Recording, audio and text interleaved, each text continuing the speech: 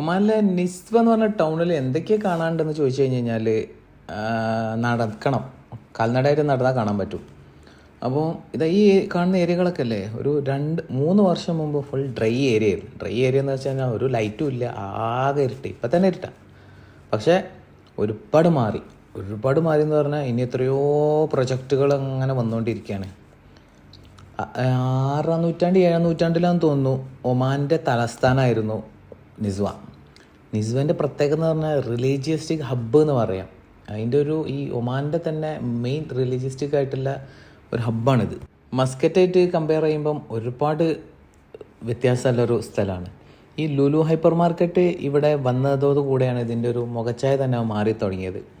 അതുമായിട്ട് ചുറ്റിപ്പറ്റി ഒരുപാട് ബിസിനസ് സ്ഥാപനങ്ങൾ, കൺസ്ട്രക്ഷൻ, റിയൽ എസ്റ്റേറ്റ്, ഒരുപാട് സംഭവങ്ങൾ വന്നു.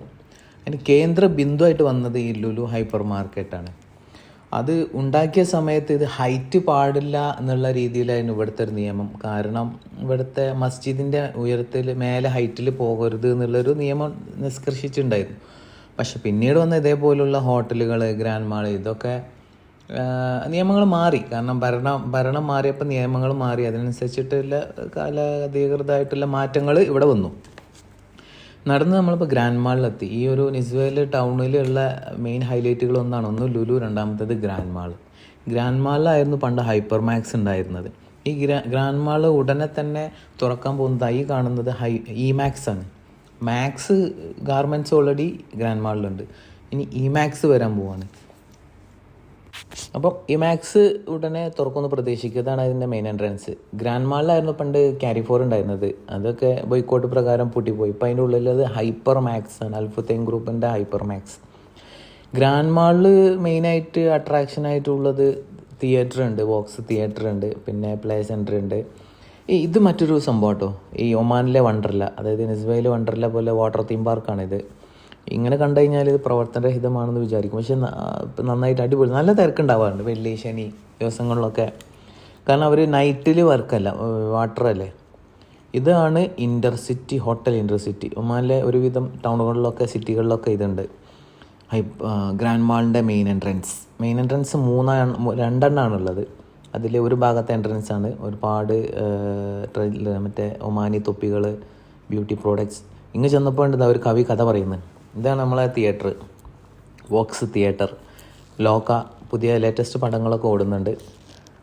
3,200 എന്തോ ആണ് ടിക്കറ്റ്. ക്രെഡിറ്റ് കാർഡ് ഉള്ള ആളുകൾക്ക് 50% ഡിസ്കൗണ്ട് ഉണ്ട്.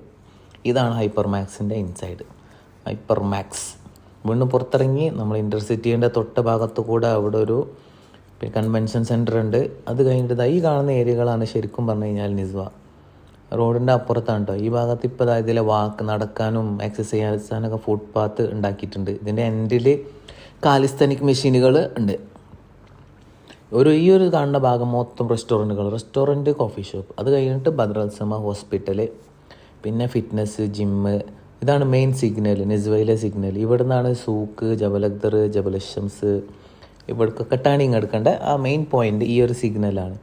ഇനി തിരിച്ചു പോവുകയാണെങ്കിൽ മസ്കറ്റിക്ക് പോകാനും ഈ സിഗ്നൽ തന്നെ. കുറച്ച് അങ്ങോട്ട് നോക്കുകയാണെങ്കിൽ വീണ്ടും ഇവിടെ ഒരു മെയിൻ മാളുകളെന്നും ചോദിക്കുകയാണെങ്കിൽ മുഖ്താർ, അതും ലുലുവിൻ്റെ എല്ലാം ചുറ്റുപറ്റിയിട്ടാണ്. മാക്ഡൊണാൾഡ്സ് ഉണ്ട്, KFC ഉണ്ട്, പിന്നെ ഇവിടെയുണ്ട് ലുലുവിലും ഉണ്ട് പ്ലേ സെൻറ്ററുകൾ, ഫൺ സോണ്. ഇനി നോക്കുകയാണെങ്കിൽ ധനൂബുണ്ട്, പിന്നെ ഒമാനി ഓൺ മാനേജ്മെൻറ്റുള്ള സേഫ് മാർട്ട്. അതൊക്കെ കഴിഞ്ഞ് ഇങ്ങോട്ട് വരുമ്പം നിസ്വയിലെ ഒരുപാട് പഴക്കമുള്ള മാള്, ഹവാ മാള്. ഇവിടെ ഒരു അടിപൊളി റെസ്റ്റോറൻറ്റ് ഉണ്ട്. എല്ലാവരും പറഞ്ഞേക്കാം തുർക്കിഷ്. എനിക്കത്ര ഫീൽ കിട്ടിയില്ല.